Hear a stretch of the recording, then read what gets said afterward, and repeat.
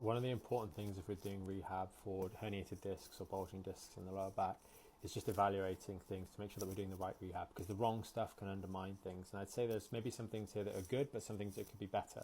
So number one, with the squats and the lunges, I definitely switch out lunges for step-ups if you're struggling, especially if you're still having flare-ups and things like that.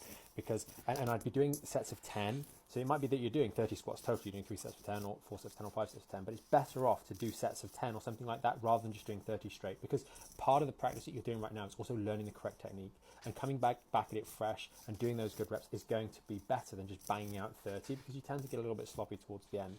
And really, alongside doing that 3 sets of 10, you can then look at adding load, etc., to see what happens as you move forwards. You know, are you able to bear it? You know, 2 kilos, 3 kilos, 4 kilos, 5 kilos, and so on and so forth.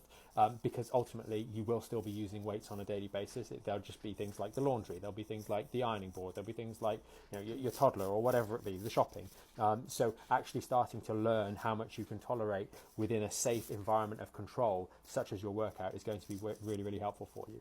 Then there's the bike. I don't really think the bike has any place in rehabilitation for lower back pain, right? If you've got access to a cross trainer, great. But the bike is just more sitting, and the bike is the worst sitting, because the bike, you're really rounding over your lower back significantly, and that's just going to be putting even more pressure on those lower back discs. Even if sitting feels nice, it's just not got a place, in my opinion, in lower back rehabilitation work. It just hasn't, and I'd cut that out, you know, almost straight away.